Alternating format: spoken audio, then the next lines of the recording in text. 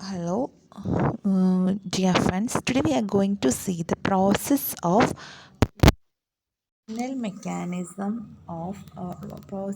operational mechanism of securitization. What is securitization? We know that securitization is nothing but converting the illiquid assets into the liquid assets for an financial purpose, that is to raise the funds. Securitization starts with an originator. Who is an originator? Originator is an lending institutions, that may be banks or financial institutions. They are selling a pool of financial assets from their loan portfolio to a trust called special purpose vehicle. So, the first process of securitization is identification and selection of a pool of loans and receivables from the asset portfolio by the originator. So, the first one, originator has to identify and select a pool of loans and receivables from the asset portfolio by portfolio. That is the first process. The assets being transferred to the SPV need to be homogeneous in terms of the underlying asset, maturity, and risk. What is homogeneous means look like, okay, everything should be same. It should not be the house loan and auto loans and different loans have to be for the pool of assets. They have to take the homogeneous assets. Okay, for example, only one type of asset, that is auto loans or house loans, like that. So they have to find not only the homogeneous assets, they have to see the maturity period also. Similar maturity period should be there, otherwise we can't select as a pool of loans. So when the originator is selecting or identifying a pool of loans, they have to consider the homogeneity of an asset and maturity, and as well as the risk profile. when they അതായത് അവർ first നമ്മൾ സെക്യൂരിറ്റൈസേഷനിൽ first process എന്ന് പറയുന്നത് identification and selection of A pool of loans and receivables ആണ്. അപ്പോൾ identify ചെയ്യുമ്പോൾ അല്ലെങ്കിൽ selection ചെയ്യുമ്പോൾ അവർ എന്തൊക്കെ കാര്യങ്ങൾ ശ്രദ്ധിക്കണം? അസറ്റ്സ് എന്തായിരിക്കും? ഹോമോജീനിയസ് ആയിരിക്കണം. അതുപോലെ അസറ്റ്സും മെച്യൂരിറ്റിയും റിസ്ക് പ്രൊഫൈലൊക്കെ ഹോമോജീനിയസ് ആയിരിക്കണം. ഫോർ എക്സാമ്പിൾ, ഹൗസ് ലോൺസും ഓട്ടോ ലോൺസും കൂടി രണ്ടും കൂടി മിക്സ് ചെയ്തെടുക്കരുത്. എടുക്കുകയാണെങ്കിൽ ഓട്ടോ ലോൺസ് മാത്രം, അല്ലെങ്കിൽ ഹൗസ് ലോൺസ്, അങ്ങനെ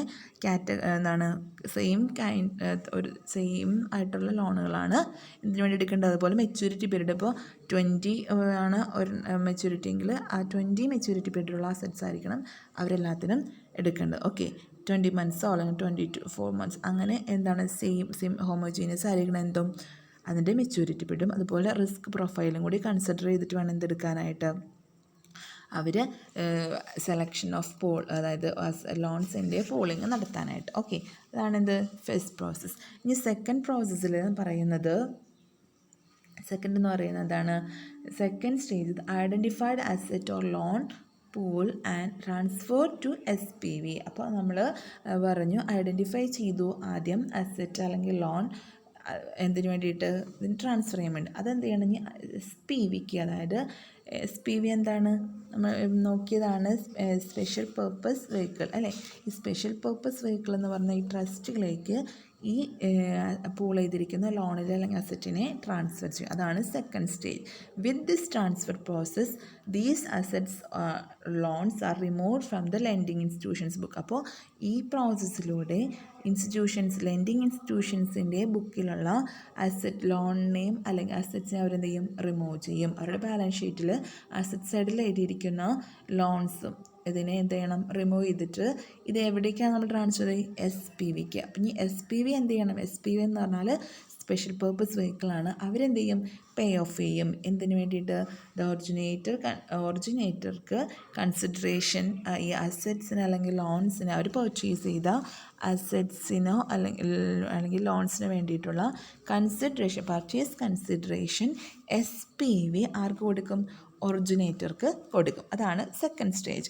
അടുത്തതിൽ എന്താണ് വരുന്നത്, ഈ SPV in turn raises money to buy these assets by selling securities to investors. അപ്പോൾ ഇനി നമ്മൾ പറഞ്ഞു ഒറിജിനേറ്ററിൽ നിന്നും SPVക്ക് ട്രാൻസ്ഫർ ചെയ്തു, SPV വാങ്ങിച്ചു, എന്നിട്ട് ഈ SPV ആണല്ലോ ഇപ്പോൾ പേയ്മെൻറ്റ് നടത്തിയത്. അപ്പം ഇനി SPVക്ക് എന്ത് കിട്ടണം, മണി റേസ് ചെയ്യാൻ വേണ്ടിയിട്ട് ഈ SPV ഇതിനെ സെക്യൂരിറ്റീസ് അതായത് പൂൾ ഓഫ് അസറ്റ്സിനെ ഡിവൈഡ് ചെയ്ത് അതിന് സെപ്പറേറ്റ് സെക്യൂരിറ്റീസ് ആക്കിയിട്ട് അത് ആർക്ക് കൊടുക്കും, ഇൻവെസ്റ്റേഴ്സിന് ട്രാൻസ്ഫർ ചെയ്യും. അതെങ്ങനെയാണ് നമുക്ക് നോക്കാം.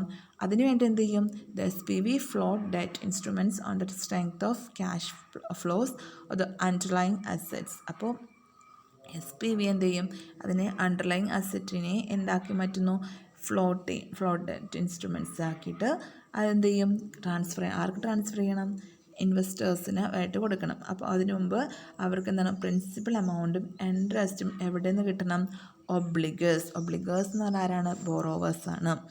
ഇനി this is called structuring of security. അപ്പോൾ സ്ട്രക്ചറിങ് ഓഫ് സെക്യൂരിറ്റിയാണ് പ്രോസസ്സാണ് ഇപ്പോൾ നടന്നുകൊണ്ടിരിക്കുന്നത്. Third, security supported mainly by pools of assets are generally referred to as mortgage-backed securities or asset-backed securities. അപ്പോൾ ഈ സെക്യൂരിറ്റീസ് സപ്പോർട്ട് ചെയ്യുന്ന പൂൾ ഓഫ് അസറ്റ്സിനെ നമ്മൾ എന്തായിട്ട് പറയുന്നു, മോർട്ട്ഗേജ് ബാക്ക്ഡ് അസറ്റ്സ് എന്നോ മോർട്ട്ഗേജ് ബാക്ക്ഡ് സെക്യൂരിറ്റീസ് അല്ലെങ്കിൽ അസറ്റ് ബാക്ക്ഡ് സെക്യൂരിറ്റീസ് എന്ന് പറയും. ഇനി അടുത്തതെന്ന് പറയുന്നത് ഇഷ്യൂവറാണ്. ആരെന്താണ്, SPV ആണ് ആര്, ഇഷ്യൂവർ. കാരണം SPVയുടെ കയ്യിലാണല്ലോ ഇപ്പോൾ ഇരിക്കുന്ന അസറ്റ്സ്. എന്നിട്ട് അത് റേറ്റിംഗ് ഏജൻസി ഉപയോഗിച്ചിട്ട് SPV അതിനെ റേറ്റ് ചെയ്യും. എന്നിട്ട് അതെന്ത് ചെയ്യും, അത് റേറ്റിംഗ് ഏജൻസിനെ കൊണ്ട് സെക്യൂരിറ്റീസ് അല്ലെങ്കിൽ സർട്ടിഫിക്കറ്റ്സിനെ റേറ്റ് ചെയ്തിട്ട് അവരെന്ത് ചെയ്യും, അത് ക്രെഡിറ്റ് എൻഹാൻസറുടെ സപ്പോർട്ടോടുകൂടി. ക്രെഡിറ്റ് എൻഹാൻസർ ആരാണ്, ഇൻഷുറൻസ് പ്രൊവൈഡ്, എന്തെങ്കിലും ലോസുകൾ ഉണ്ടായിക്കഴിഞ്ഞാൽ ആ ലോസ് മെയിൻറ്റെയിൻ ചെയ്യാൻ വേണ്ടിയിട്ട് ഇൻഷുറൻസ് പ്രൊവൈഡ് ചെയ്യുകയോ അല്ലെങ്കിൽ ഇൻവെസ്റ്ററിന് അതിൻ്റെ എമൗണ്ട് പേ ബാക്ക് ചെയ്യാൻ പറ്റിയില്ലെങ്കിൽ ആ ലോസ് ഏറ്റെടുക്കുകയും ചെയ്യുന്ന ആളാണ് ആര്, ക്രെഡിറ്റ് എൻഹാൻസർ. അപ്പോൾ ഈ SPV അതായത് ഇഷ്യൂവർ എന്ത് ചെയ്യും, ഈ സെക്യൂരിറ്റീസിനെ അല്ലെങ്കിൽ സർട്ടിഫിക്കറ്റ്സിനെ ഇഷ്യൂവേഴ്സിന് കൊടുക്കും, അതായത് ഒബ്ലിഗറിന് കൊടുക്കും അല്ലേ, അവരാണ് വാങ്ങിക്കാൻ പോകുന്നത്. അപ്പോൾ ക്രെഡിറ്റ് എൻഹാൻസറുടെ സപ്പോർട്ടോടുകൂടി കൊടുക്കും. അപ്പോൾ when the securitised instruments are rated and credit enhance, they will become more attractive and easily acceptable to the investors. അങ്ങനെ വരുമ്പോഴാണ് അവർക്ക് മോർ അക്സെപ്റ്റബിൾ ആയിരിക്കും. അപ്പോൾ ഇവിടെ കണ്ടോ, അതിൻ്റെ പൂൾ ഓഫ് അസറ്റ്സ് ആണ് ഫസ്റ്റ്. അത് കഴിഞ്ഞിട്ട് ഒറിജിനേറ്ററിൻ്റെ കയ്യിൽ നിന്നും ആര് വാങ്ങിക്കും, SPV വാങ്ങിക്കും. SPV റേറ്റിംഗ് ഏജൻസി അനുസരിച്ചിട്ട് റേറ്റിംഗ് ഏജൻസി കൊടുത്തിട്ട് അവരുടെ റേറ്റ് ചെയ്യിപ്പിക്കും. എന്നിട്ട് ക്രെഡിറ്റ് എൻഹാൻസ്മെൻറ്റിൻ്റെ സഹായത്തോടു കൂടി ആർക്ക് കൊടുക്കും, ഇൻവെസ്റ്റേഴ്സിന് കൊടുക്കും. ആ പ്രോസസ്സാണ് ഇവിടെ കാണിച്ചിരിക്കുന്നത്. Okay. The next function in the securitization process is issue securities to the investors by SPV with the help of merchant banker. SPV direct ആയിട്ടല്ല ഇൻവെസ്റ്റേഴ്സിന് പ്രൊവൈഡ് ചെയ്യുന്നത്, അവർ മെർച്ചൻറ്റ് ബാങ്കർ അല്ലെങ്കിൽ mutual funds, insurance companies, pension funds ഇതിൻ്റെയൊക്കെ സഹായത്തോട് കൂടിയിട്ടാണ് അവർ ഇൻവെസ്റ്റേഴ്സിന് merchant ബാങ്കേഴ്സിൻ്റെ സഹായത്തോട് കൂടിയിട്ടാണ് ഈ ഇൻവെസ്റ്റേഴ്സിനും mutual ഫണ്ട്സിനും insurance കമ്പനീസിനും pension ഫണ്ട്സിനൊക്കെ ഇവർ എന്ത് കൊടുക്കുന്നത്, ഈ സെക്യൂരിറ്റീസ് പ്രൊവൈഡ് ചെയ്യുന്നത്.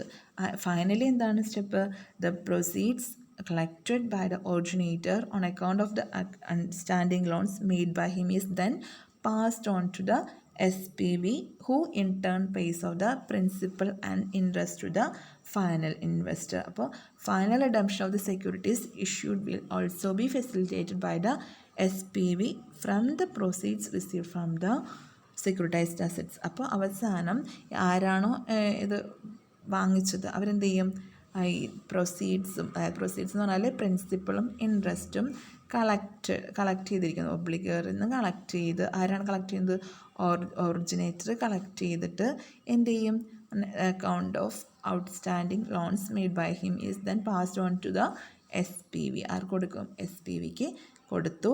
ഹൂ ഇൻടേൺസ് പേ ചെയ്ത് അവർ അതിൻ്റെ ഭാഗമായിട്ട് പ്രിൻസിപ്പൽ എമൗണ്ടും ഇൻട്രസ്റ്റും ഫൈനൽ ഇൻവെസ്റ്ററിന് പേ ബാക്ക് ചെയ്യും. ഓക്കെ, ഇതാണ് ഇതിൻ്റെ സ്റ്റെപ്സ്. അപ്പോൾ ഒന്നും കൂടി അതിൻ്റെ സ്റ്റെപ്സ് ഒന്നും കൂടി ക്ലിയർ ചെയ്തിട്ട് നോക്കിയേ.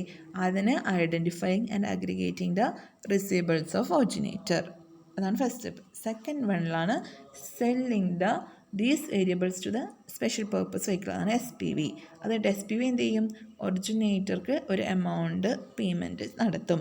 അതായത് SPV എന്ത് ചെയ്യും, ഈ collect money from investors by issuing pass through certificate. ഞാൻ പറഞ്ഞില്ലേ സെക്യൂരിറ്റി സൈഡ് ഡിവൈഡ് ചെയ്യും, സ്മോൾ സെക്യൂരിറ്റി, അതാണ് പാസ് ത്രൂ സർട്ടിഫിക്കറ്റ്സ് എന്ന് പറയും. അതിനെ പാസ് ചെയ്യും ആർക്ക്, ഇൻവെസ്റ്റേഴ്സിന്. ഇനി അതിൽ നിന്നും റിസീവബിൾസ് കളക്ട് ചെയ്തിട്ട് ആരാണ്, സർവീസറിന് പകരം SPVക്ക് പകരം സർവീസർ കളക്ട് ചെയ്യും അല്ലേ.